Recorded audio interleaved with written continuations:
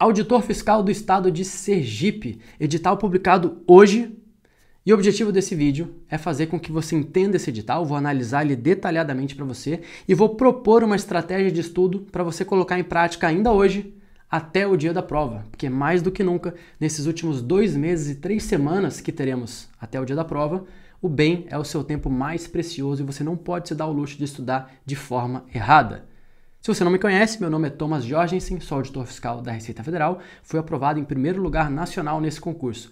Peço encarecidamente que você curta esse vídeo, que você se inscreva no meu canal, porque isso vai me ajudar muito a continuar produzindo vídeos para ajudar aí os concurseiros a buscarem os seus sonhos, conquistarem a tão sonhada aprovação no cargo público. Tenho certeza que esse vídeo vai te ajudar, então peço encarecidamente aí essa força, beleza? Vamos lá, antes da gente analisar com tanto detalhe assim cada disciplina, vamos para algumas informações gerais importantes desse concurso, tá?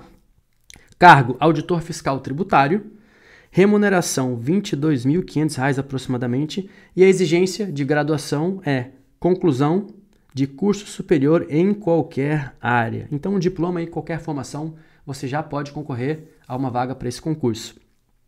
Jornada de trabalho, 30 horas semanais. Olha só que beleza, que excelente oportunidade. Teremos vagas para a especialidade geral, tecnologia da informação e tributação, sendo 6 vagas para geral, 3 vagas para TI e 1 vaga para tributação, totalizando 10 vagas imediatas, mais as 40 vagas aqui de cadastro reserva. Excelente oportunidade para você. Um detalhe importante, a banca organizadora é o CESP ou Sebrasp. Porém, não teremos questões verdadeiro e falso, tá? Certo e errado? Não. Teremos questões A, B, C, D, E, múltipla escolha, que eu particularmente acho muito mais agradável de fazer. Então, teremos a prova do CESP, mas não aquele estilo clássico do CESP, verdadeiro e falso, ou certo e errado. Teremos questões de múltipla escolha A, B, C, D, E. Isso é muito importante, faz toda a diferença na estratégia de prova. Beleza? Sobre cada disciplina, vamos detalhar agora como que está sendo a cobrança dessas matérias em cada uma das especialidades. Primeiro ponto é você entender que temos disciplinas de conhecimentos gerais, conhecimentos específicos 1 e conhecimentos específicos 2. Mas o que diferencia as especialidades são as de conhecimentos específicos 2. Porque conhecimentos gerais e conhecimentos específicos 1 são comuns para todas as especialidades. Então vai cair da mesma forma, tá? Vai ser a mesma prova para as 3 especialidades. Então teremos aí, para conhecimentos gerais, português e conhecimentos sobre o estado de Sergipe.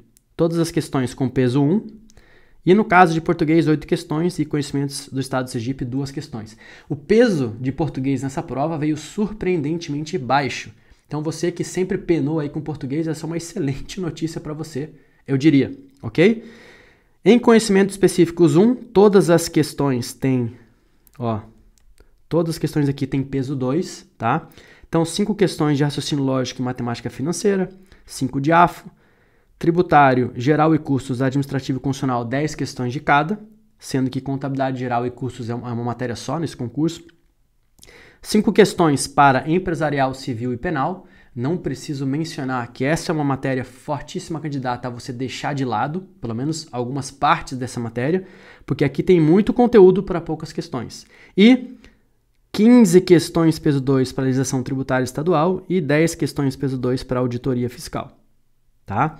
Então, não preciso dizer que legislação tributária, como de costume, veio com peso muito alto aqui, fora o que será cobrado em discursivas e eventuais específicos, conhecimentos específicos 2, conforme eu vou mencionar daqui a pouquinho para a especialidade de tributação. Mas, para conhecimentos gerais, conhecimentos específicos 1, que é comum a todas as especialidades, legislação tributária veio com um peso mais alto, tá? Respondendo aí por 11,5% das questões. Não podemos negligenciar, obviamente, auditoria, constitucional, administrativo, geral e custos e direito tributário. Pessoal, isso aqui é o núcleo básico da área fiscal. Então, se você vinha estudando com consistência, com disciplina, com planejamento, as matérias mais importantes da área fiscal, que é o que a gente chama de núcleo básico da área fiscal, e essa é a forma correta de se preparar para a área fiscal, esse é um edital que deve ter te deixado feliz. Claro, se você teve tempo de consolidar esse núcleo básico, porque consolidar essas 6, 7, 8 matérias do núcleo básico da área fiscal leva tempo. Mas é um caminho seguro, é um caminho que te proporciona oportunidades para todos os fiscos, conforme esse fisco aqui acaba de provar, acaba de demonstrar. Ok? Então essas são as disciplinas de conhecimentos gerais e conhecimentos específicos 1. Agora vamos entrar em cada uma das especialidades. A especialidade geral, que é a que oferece mais vagas, tá? Tem como matérias de conhecimentos específicos análise de dados e estatística. 20 questões de análise de dados, olha só a importância de TI, tá? E 10 questões de peso 3 de estatística. Geralmente a estatística não vem com peso tão alto, então se você fez aquele núcleo básico bem feito, inclusive estudando estatística, você deve estar feliz, tá? Estude estatística. Se você nunca estudou estatística na vida, em circunstâncias normais eu falaria para você não estudar agora. Mas como veio 10 questões peso 3, eu acho que você deve sim estudar pelo menos as aulas, os assuntos mais cobrados de estatística. Pega ali uma análise estatística que você pode achar em vários lugares, veja os assuntos mais cobrados pelo Sebrasp, nos concursos da área fiscal na disciplina de estatística e tente abordar ali alguns desses assuntos mais cobrados, pelo menos, porque você vai precisar desses pontos. São 10 questões peso 3, tá?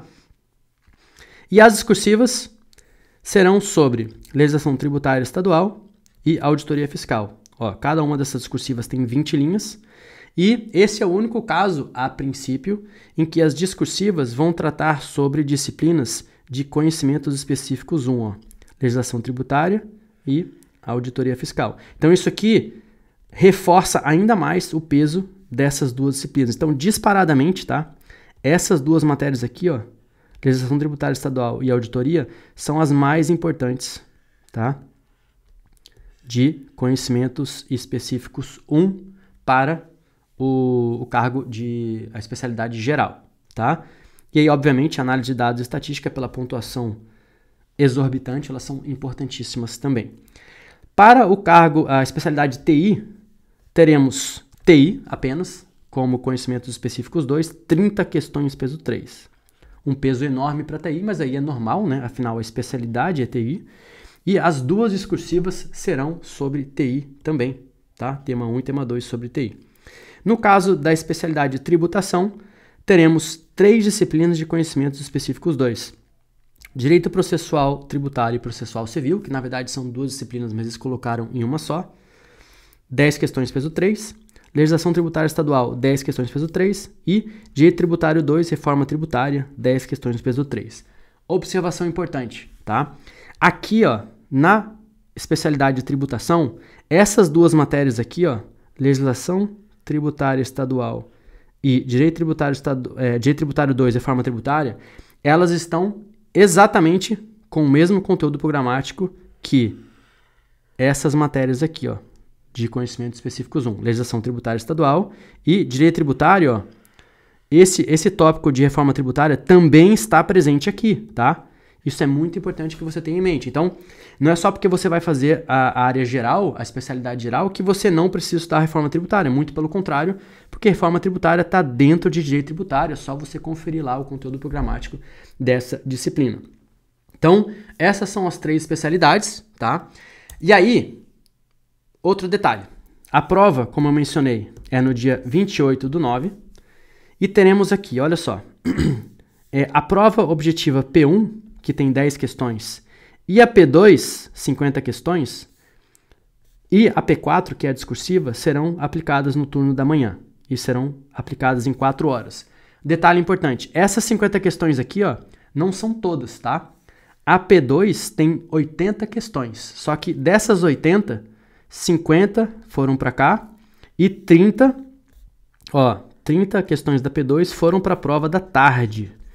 Então, e no caso da prova da tarde, vai ser as 30 questões que restaram da P2, vai ser a prova objetiva P3, que tem 30 questões, tá? 30 questões, 30 questões, e a discursiva P4, que é uma questão de 20 linhas também. Então, basicamente, tanto no turno da manhã quanto no turno da tarde, você vai ter 4 horas de prova, tá? Que é igual a 240 minutos. E aí, se eu tirar 30 minutos para discursiva de 20 linhas, Thomas, é muito pouco. É para dar tempo. 30 minutos para você fazer uma discursiva de 30 linhas é para dar tempo, tá? Porque é uma discursiva rápida. 20 linhas é rápido, tá? Uma discursiva de 20 linhas para você fazer em 30 minutos, dá para você fazer. E 10 minutos para passar o gabarito, sobram 200 minutos para você responder 60 questões, tá? O que dá aproximadamente 3 minutos e 20 segundos por questão, tá? 3 minutos e 20 segundos por questão. É pouco tempo? Mais ou menos, tá? Eu já vi prova com 2 minutos e meio por questão. Já vi isso acontecer.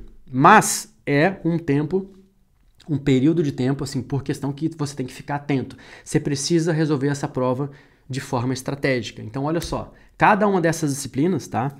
Nem cogite, por favor, tá? Responder todas as questões de cada uma dessas matérias. Então, em português, por exemplo, responda aí, sei lá, 50% das questões primeiro. Conhecimentos sobre o estado de Sergipe, responda aí uma ou duas, né? Raciocínio lógico, matemática financeira, responda aí apenas umas 3 dessas 5. AFO, responda ali apenas umas 3. Tributário, geral e custo e tal, responda sempre aproximadamente 60% das questões de cada matéria. Porque você precisa aprender a caçar aquelas questões que são mais rápidas e mais fáceis de cada disciplina. Thomas, como que eu faço isso? Com experiência e principalmente prestando atenção no enunciado da questão, tá? Se você prestar atenção no enunciado, você ir direto para o enunciado da questão, se você tiver um bom treino, se você tiver feito o dever de casa, você vai ter uma compreensão, uma ideia muito boa sobre o fato de se aquela questão é demorada, se você sabe o assunto, se você não conhece e tal. E aí, se você não conheceu, se for uma questão muito demorada, já pula para a próxima questão. É assim que você faz. Responda uma fração das questões de cada disciplina para que você se certifique de que você consiga passar por todas as matérias, respondendo as questões mais rápidas, mais ágeis. E aí, depois de ter respondido aí, por exemplo, 60% das questões de cada disciplina, aí você volta lá para o início, para a primeira matéria, garimpa mais uma outra questão, e assim você vai garimpando, e assim você garante que você vai responder o máximo de questões em cada uma das provas. Não existe requisito mínimo, a não ser o fato de que você tem que acertar, no mínimo, 50% das questões de cada uma das provas inteiras. Prova 1, né, de conhecimentos gerais, específicos, né? Conhecimentos gerais, específicos 1, específicos 2. Então, você tem que acertar no mínimo 50% das questões de cada um desses blocos, né, de conhecimentos e 50% do total. Então, independente disso, faça a prova de maneira estratégica para que você se certifique de que você vai conseguir responder o máximo de questões possível. Isso é muito importante, tá? Não fique travado 30 minutos numa mesma questão, 15 minutos. Né? Tem gente que é teimoso. Não, eu só vou sair dessa questão aqui quando eu conseguir responder. Não faça isso, tá? Crie o hábito de ir garimpando, identificando aquelas questões que são mais rápidas e mais fáceis de cada disciplina. Assim você dá uma passada por todas as matérias, responde todas as questões rápidas e fáceis e depois você volta e vai garimpando as questões que restaram de cada disciplina. Sobre a discursiva, a minha sugestão é a seguinte. Primeira coisa que você vai fazer na hora de resolver a prova é ler o enunciado da discursiva. Não tente resolver a discursiva nesse momento. Leia o enunciado da discursiva e depois comece a responder as provas objetivas. Sua cabeça, seu cérebro vai trabalhando lá no background, no subconsciente, aquelas informações e é muito provável, eu diria, que o tempo que você usou respondendo as questões objetivas será útil para trazer informações, né, insumo para você conseguir responder a sua prova discursiva. E algumas vezes até acontece de os elementos necessários para você responder a discursiva, de você visualizar eles ao longo das questões que você respondeu das provas objetivas. Então, recomendo que você faça isso. Dê uma olhada na discursiva, depois vá para as objetivas e aí, depois, no final, você resolve as discursivas. Quando sobrarem só aquelas questões que você não sabe fazer ou que são demoradas demais e tal, separa um pouquinho, faz as discursivas, depois passa o gabarito e depois veja as questões que sobraram e faça o que der tempo de fazer, tá? Essa é uma maneira muito eficiente de resolver uma prova de concurso, ok?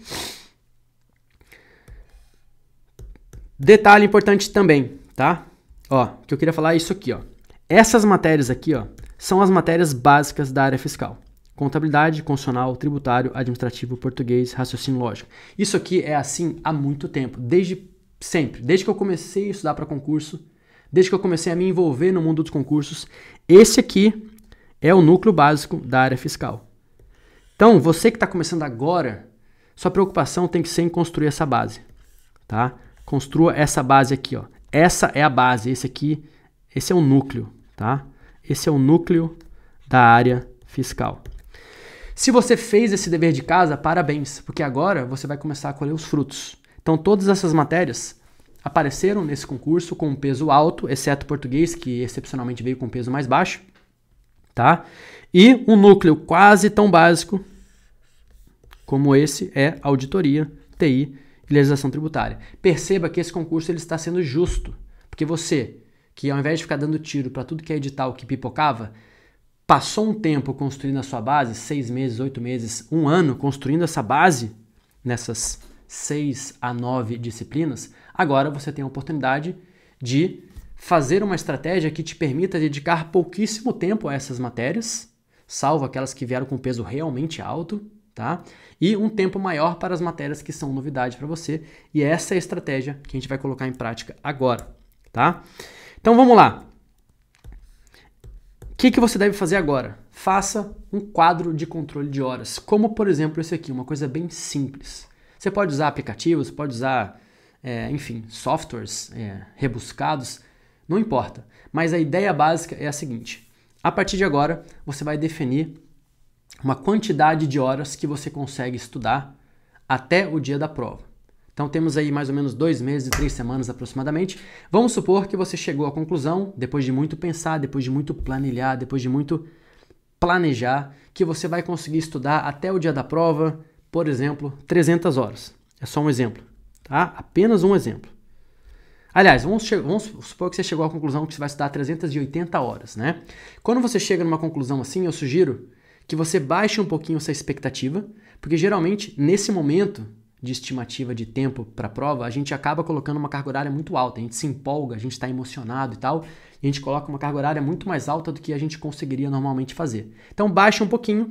Então, por exemplo, se você chegou à conclusão que você pode fazer 380 horas, baixe para 300, e aí se você conseguir estudar mais do que 300, ótimo, será um bônus muito bem-vindo que você vai distribuir para as disciplinas. E aqui chega um momento em que você vai pegar essas 300 horas, e se você fez o seu dever de casa e construiu aquela base em contabilidade, constitucional, administrativo, tributário, né, português, aquelas matérias que sempre aparecem, agora você pode se dar o luxo de dedicar a maior parte do seu tempo para as matérias que são novidade para você. Então, geralmente a matéria que é novidade num pós-edital, geralmente é legislação tributária estadual, geralmente é civil, penal e empresarial, tá? Apesar de que nesse caso eu não recomendo que você gaste tanto tempo assim para essas matérias e também não recomendo que você estude essas 3 ramificações, tá? Ó, escolha, na minha opinião, uma delas e estude primeiro.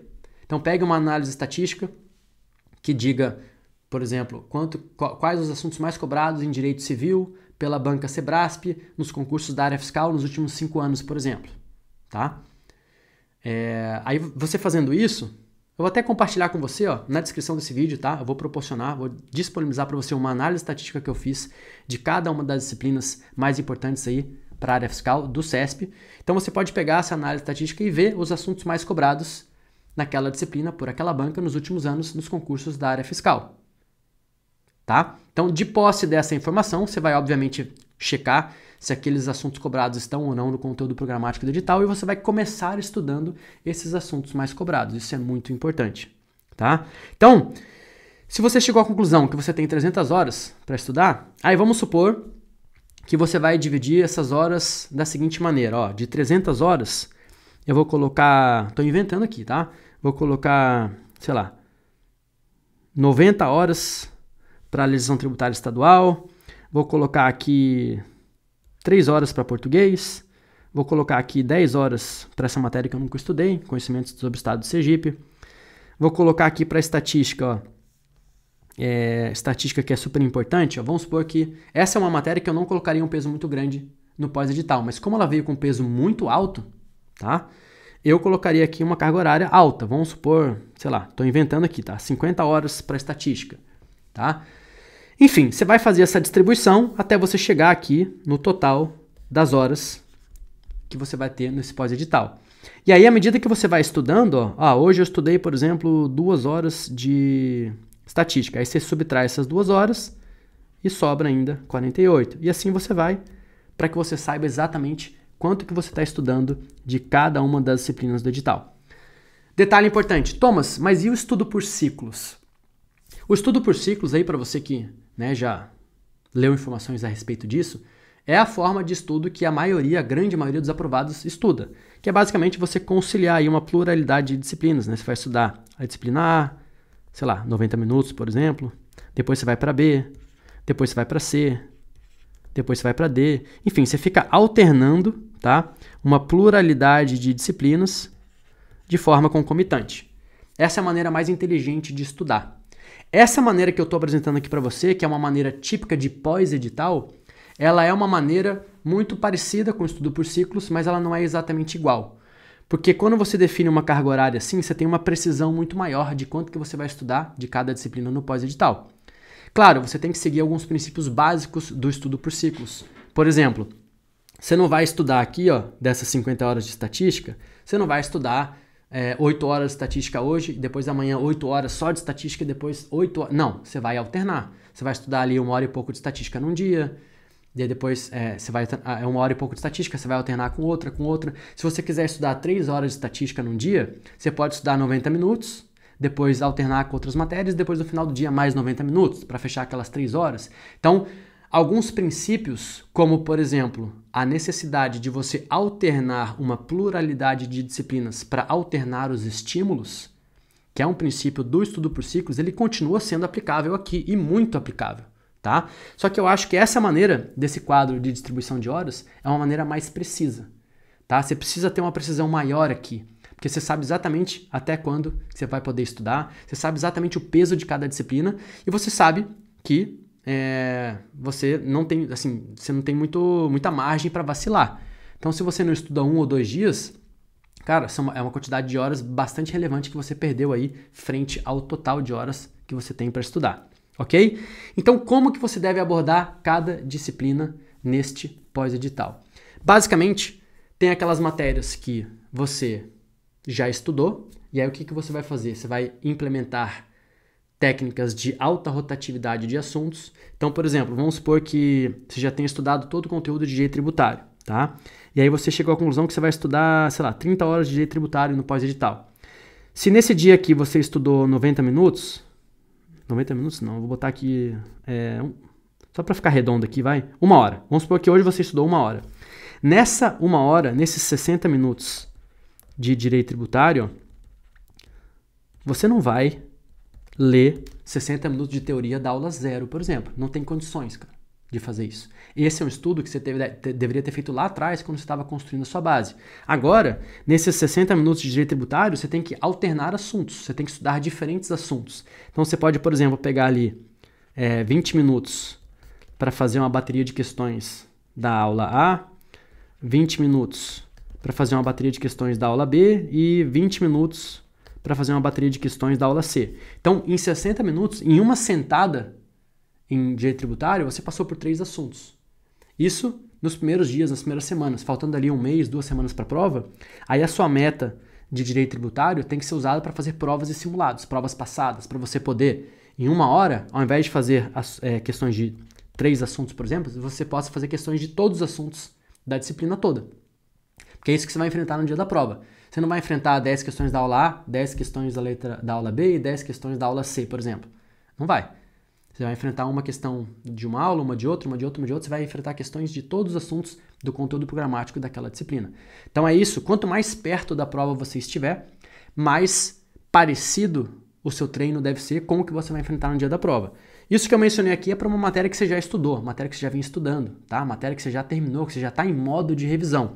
Agora, em matérias que possivelmente você vai começar do zero, por exemplo, legislação tributária estadual, aí não tem jeito. Você vai ter que ler a teoria e questões de todas as aulas. E como é uma matéria muito importante, recomendo que você estude todas as aulas, tá? Ah, e direito civil, que eu também nunca estudei, mas que não tem uma importância muito grande. Na verdade, ela tem uma importância muito baixa. Daí você também vai ter que estudar teoria e questões de cada aula. Só que ao invés de estudar todas as aulas, eu pegaria ali aquela análise estatística, escolheria ali, por exemplo, as 3, 4 aulas mais cobradas de civil, depois eu iria para as 3 ou 4 aulas mais cobradas de penal, né, pela Sebrasp, nos últimos anos, nos últimos 5 anos nas provas da área fiscal. Eu buscaria esses assuntos mais cobrados, que eu repito, você vai poder acessar aqui na descrição desse vídeo. Eu mandei um arquivo aqui, anexei um arquivo com análise estatística do que vem sendo cobrado pela Sebrasp nas provas da área fiscal nos últimos 5 anos. Então essa é uma informação que você pode usar para definir quais as aulas que você vai priorizar no estudo dessas disciplinas, tá? Então, de matérias que você nunca estudou, tem aquelas que são importantíssimas, por exemplo, legislação tributária estadual, e tem aquelas que têm um peso muito baixo. Olha só a diferença de peso aqui, ó. Olha só, tá? Vou reforçar aqui para você, ó. Olha só, direito, deixa eu apagar isso aqui que tá uma bagunça aqui, ó, vamos aqui, ó, direito empresarial, civil e penal. Olha isso aqui, empresarial, civil e penal. São 5 questões, cara, 5 questões peso 2. Não faz sentido você querer no pós-edital estudar tudo. Se você nunca estudou nenhuma delas, não faça isso. Pega ali 2, 3, no máximo 4 aulas de civil, estude. Teoria e questões, depois 2, 3 aulas de penal, estude, depois 2 ou 3 aulas de empresarial no máximo, tá? E depois foque em fazer questões e revisar essas poucas aulas que você estudou de cada disciplina, porque o importante é você garantir uma pontuação mínima ali. Não é ali que você vai fazer a diferença em termos de pontuação total para garantir uma aprovação, ok? Então, essas são as diferentes abordagens que você vai fazer até o dia da prova. Eu acredito que esse método aqui seja o mais preciso, tá?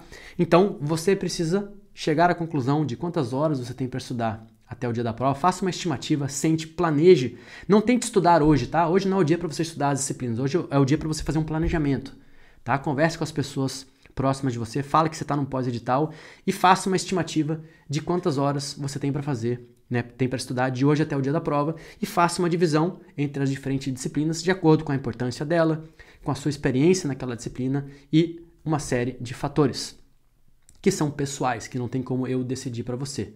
E aborde as matérias dessa maneira.